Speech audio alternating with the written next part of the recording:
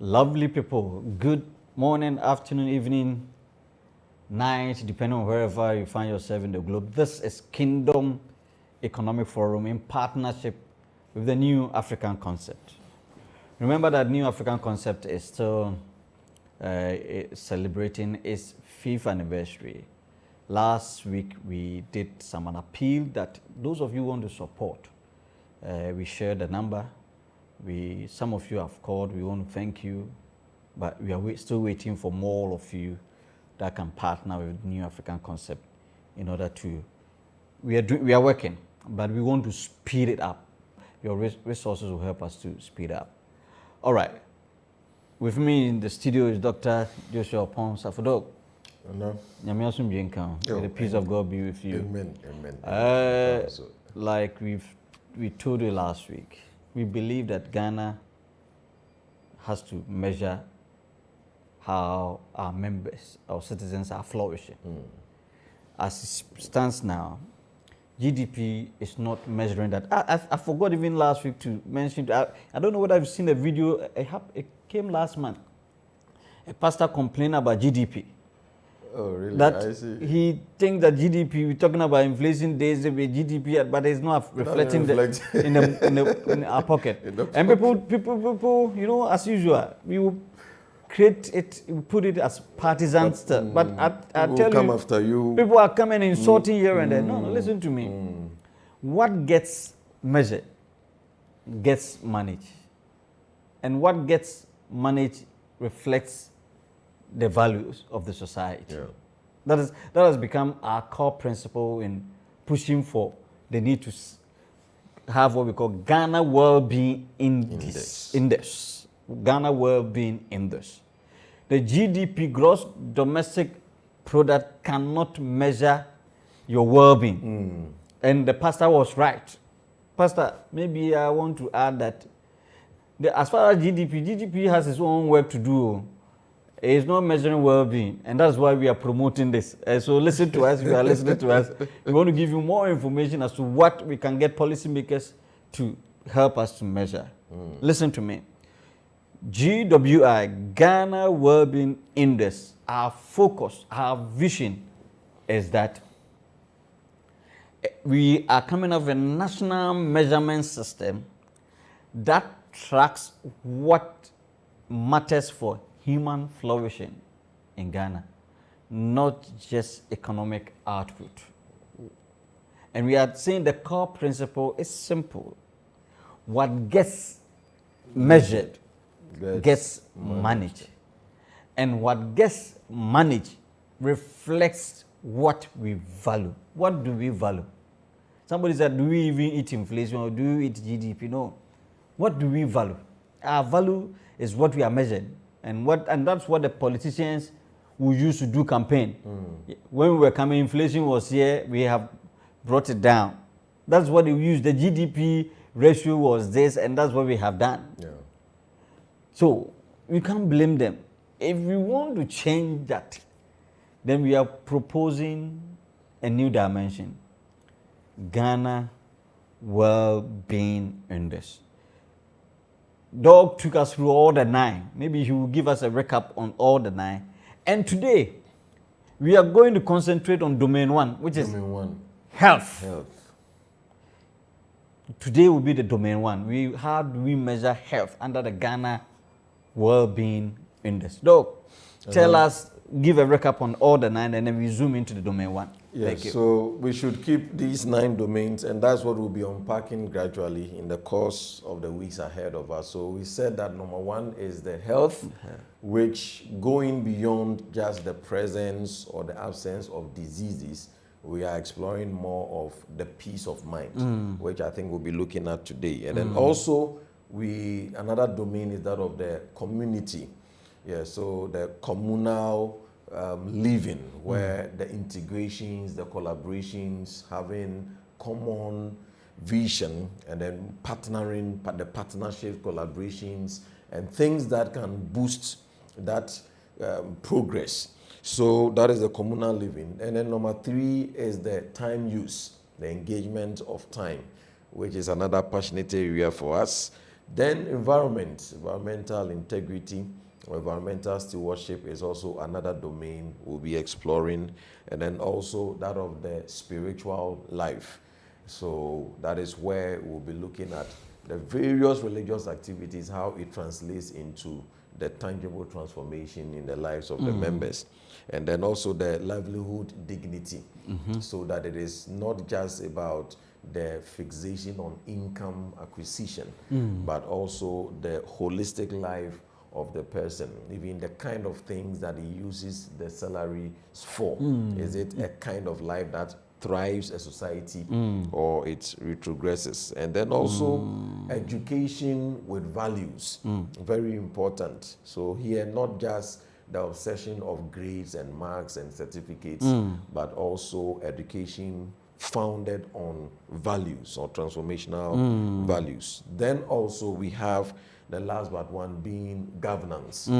So the things that goes into governance beyond just the 4-year cycle elections, but also playing participatory role in the everyday governance of our dear nation. And finally, that of the peace and safety of the leaders and citizens at large. So this is the overview of what we touched on last week, and I believe that today and the following weeks we'll be unpacking them one after the other.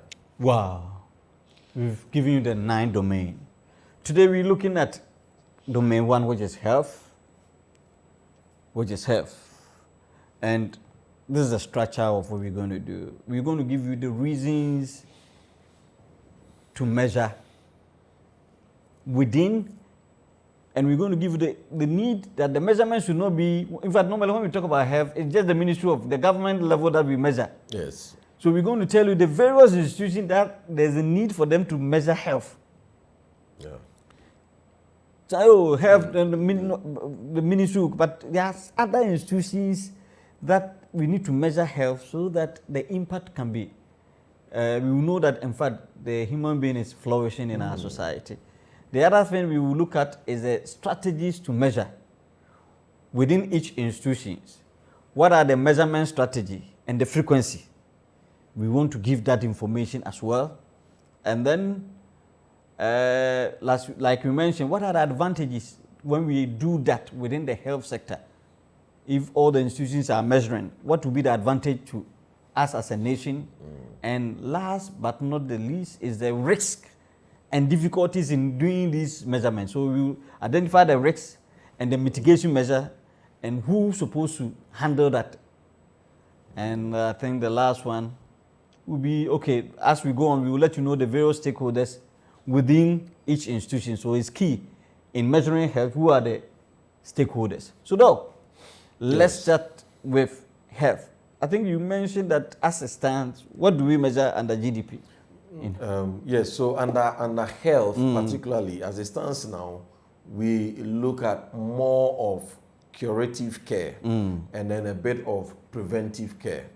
So the focus is on, so that is why the metrics then becomes the structures. So the CHIPS compound, the clinics, the hospitals, and then the data collected in terms of maybe how many people passed on or died, mortality data, and then the medications, vaccinations, and then all other maybe infectious diseases, those assessments, which are good, very good to be assessed. But under the Ghana Wellbeing Index, because we are looking at holistic flourishing, we are not just interested in the presence of diseases and its cure, but we are looking much more at the peace of mind. The peace of mind. The peace of mind. So it means that the diseases become a subset. A subset. A subset of it. Yeah, it's a subset. So anything that affects the peace of mind of the citizen, that is why it is an all-inclusive welfare kind of measurement. Various institutions are playing role. Yeah. It is not a reserve of the Ministry of Health. Though government. definitely they may be the institution to front and then more or less coordinate it. But understanding that we are looking at the holistic peace of mind of the various, or the Citizens. individual or the citizens. That is what we want to look at. So I think the first aspect has to do with, is it the reasons to measure? Yeah, the reasons to measure. The reasons to measure. But before even you get there, because we have also been able to identify the various key stakeholders, the reasons Doug is going to give to us is going to be peculiar to each institution. And what it means is that even if government is not doing, you as an institution can take it up. Yes. Because you want to look at the well-being of, if you are maybe a traditional leader, you want to look at the well-being of your people.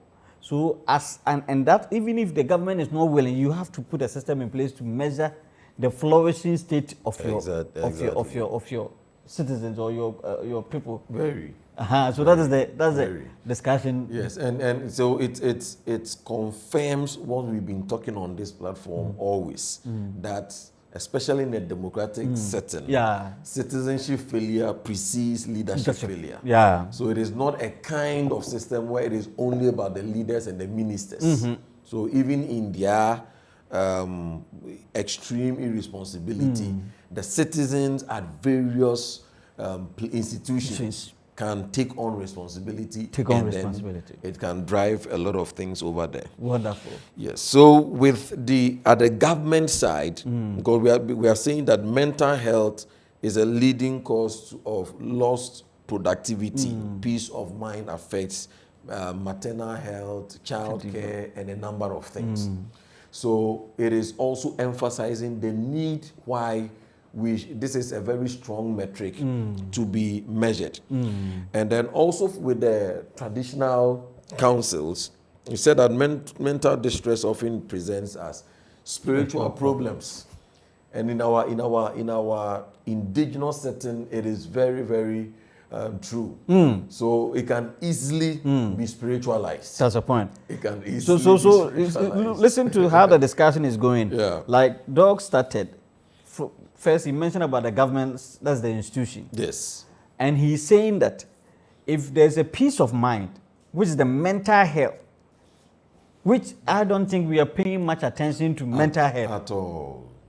If the mental health is correct, we are saying that is the leading cause of lost productivity. And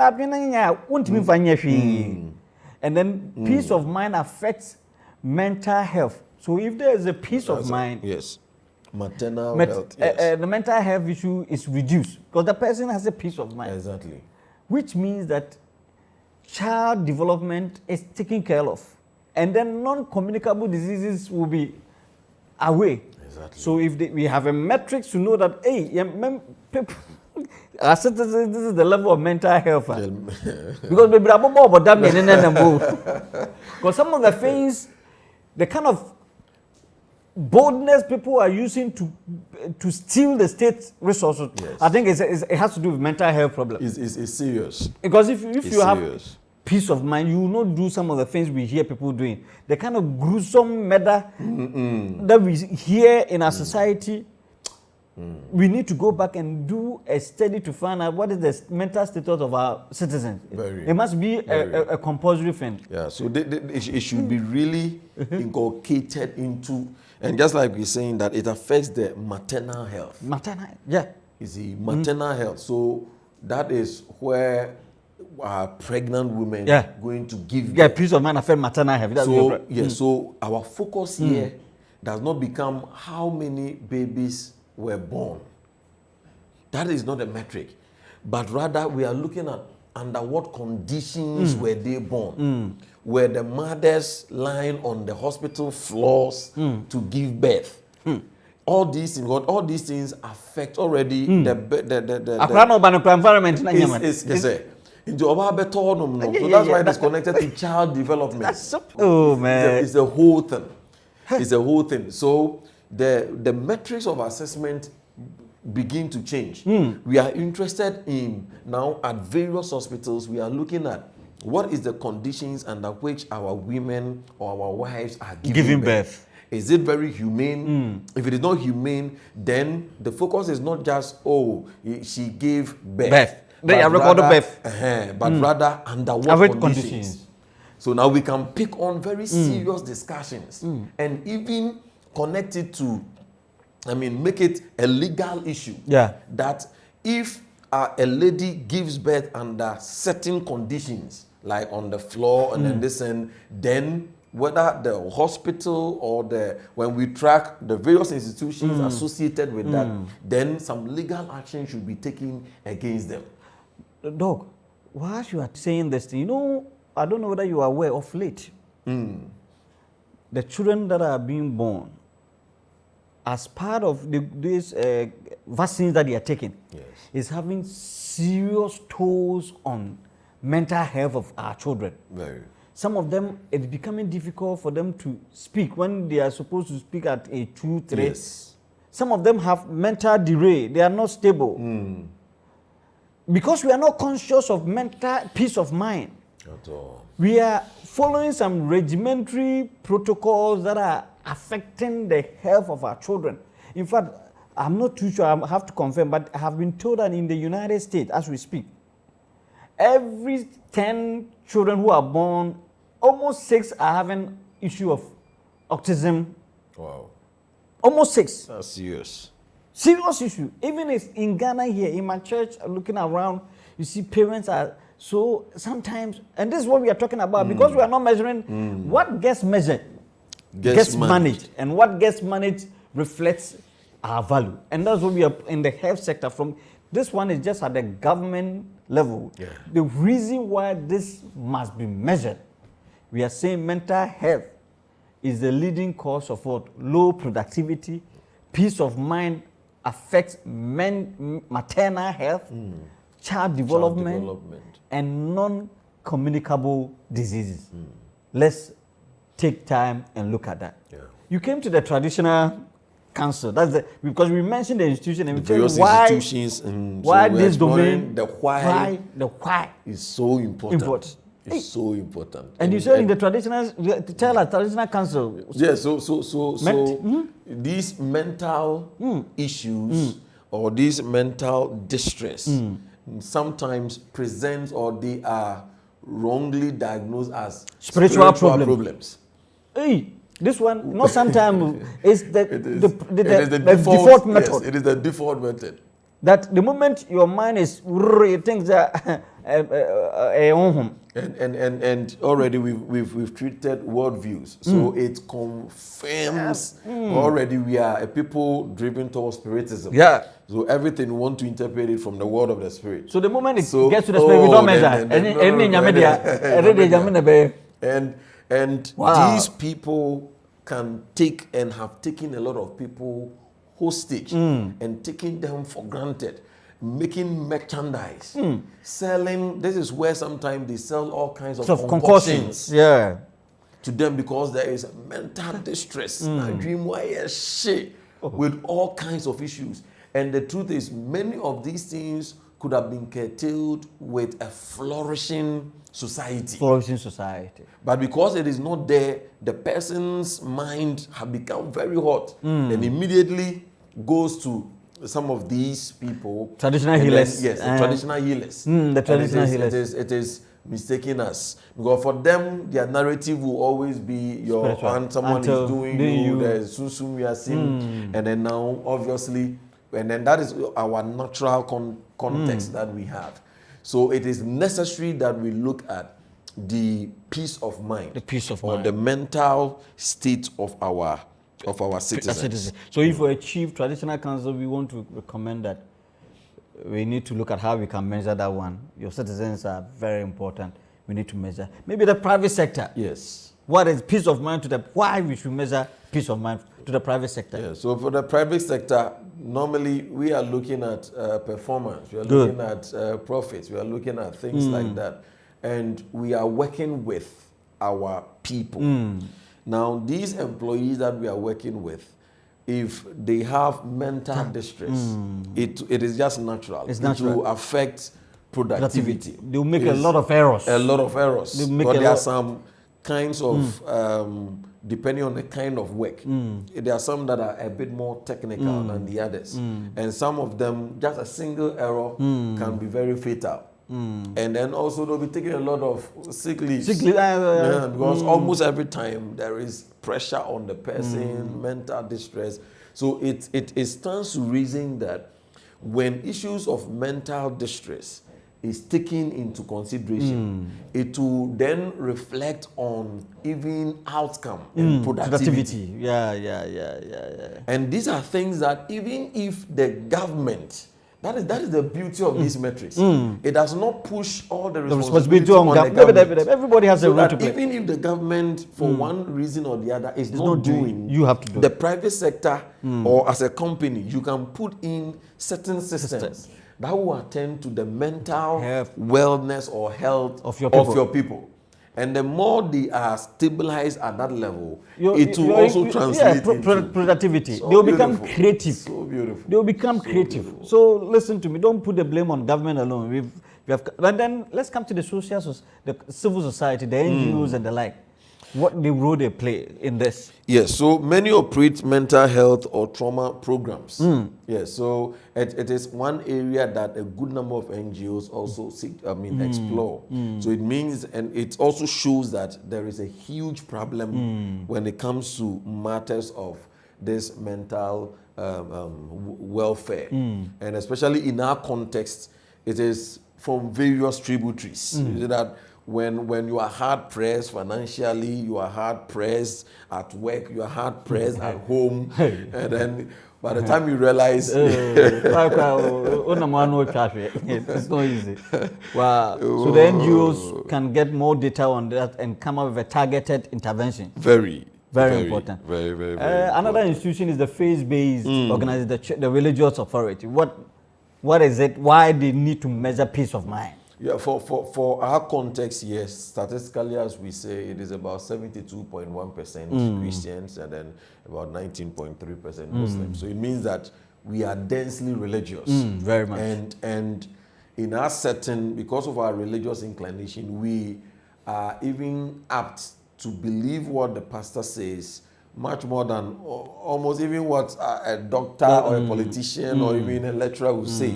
So this offers the pastoral or the religious leaders an opportunity. It is a golden opportunity. It is a potential to mess things up, because that is if they don't write things well. Right. And it's also a potential opportunity to be able to really help with the welfare.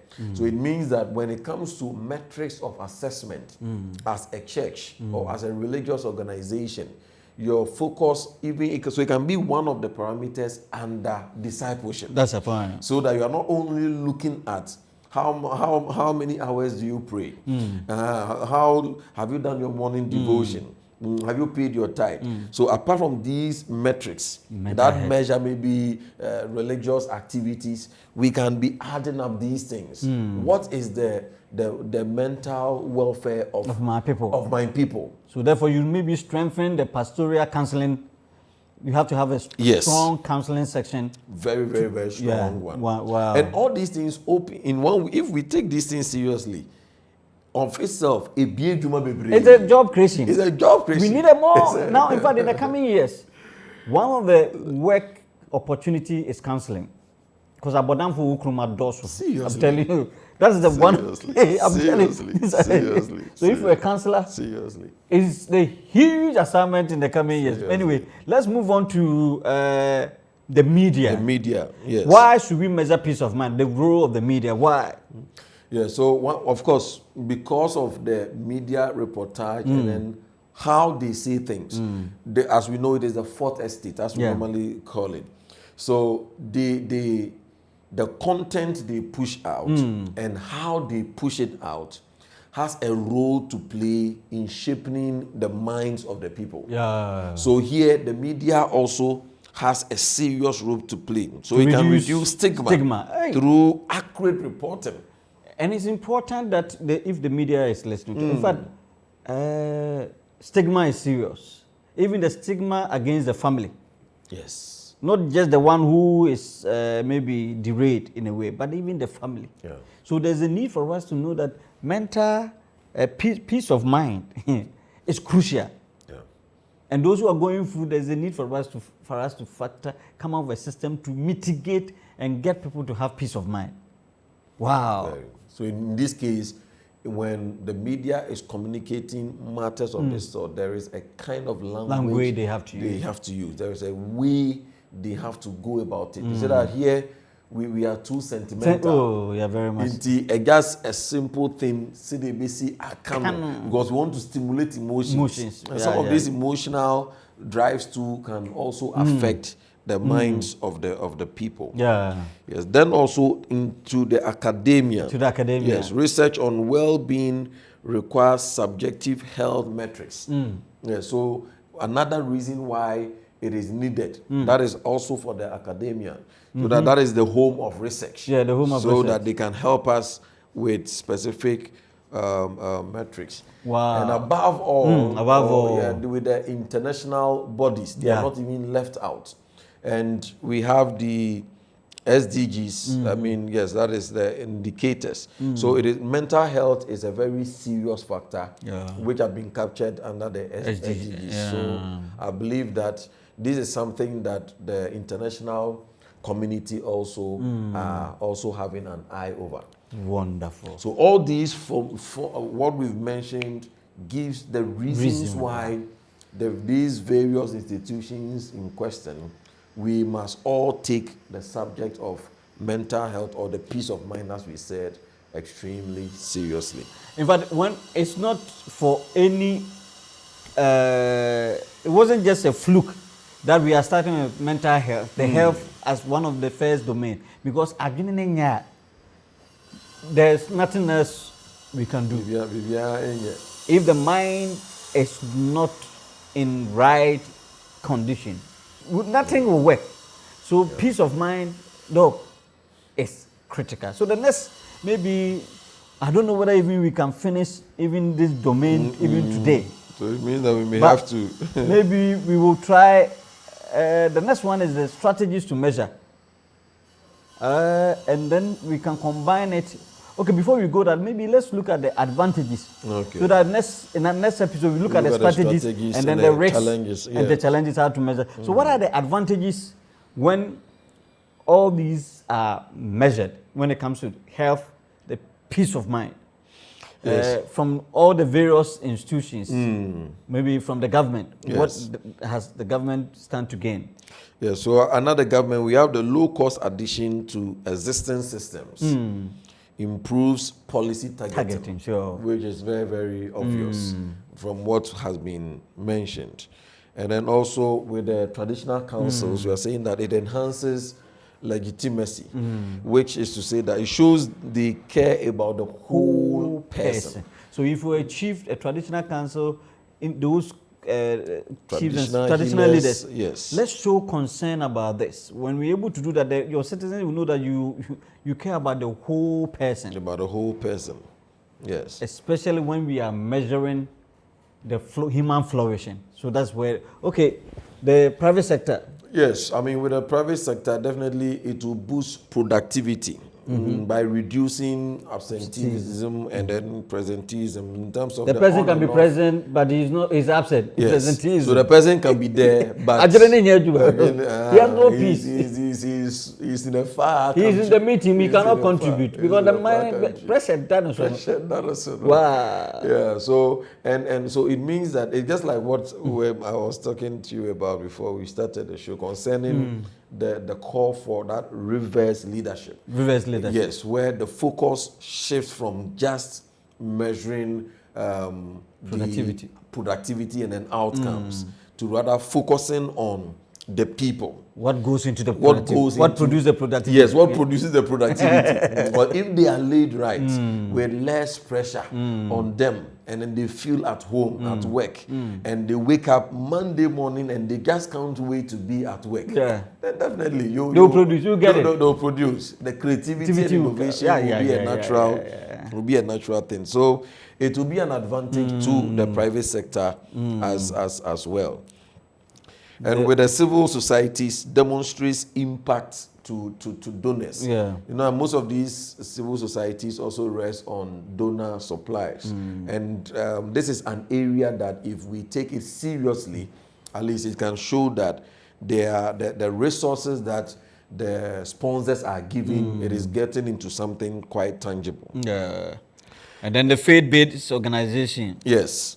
Fulfills pastoral calling, identifies those In need. Yes. So it makes you are looking at the personhood, not just the spiritual dimension of the person, and you become fulfilled.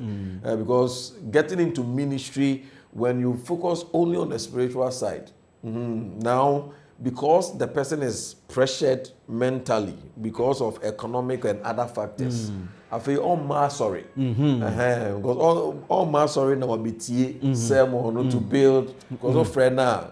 So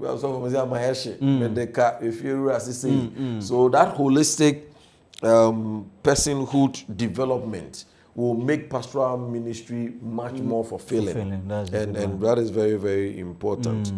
And then also with the media, it increases audience engagement.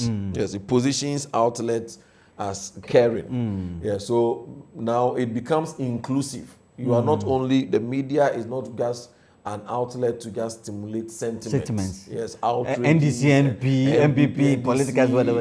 And then always tension in the media. system. But rather it becomes a place where people can feel free to engage. Wow. And then also with academia produces publishable research. Which serves national development. Good. We've said here over and over again that most of our policies, unfortunately, are not data driven. They are more partisan inclined and for populism. Yes, just to drive populism. 24-hour economy. 24 hours. So we just 1G, 1F. Yes, we just do it with slogans, get t-shirts, cut swords, and then it goes nowhere.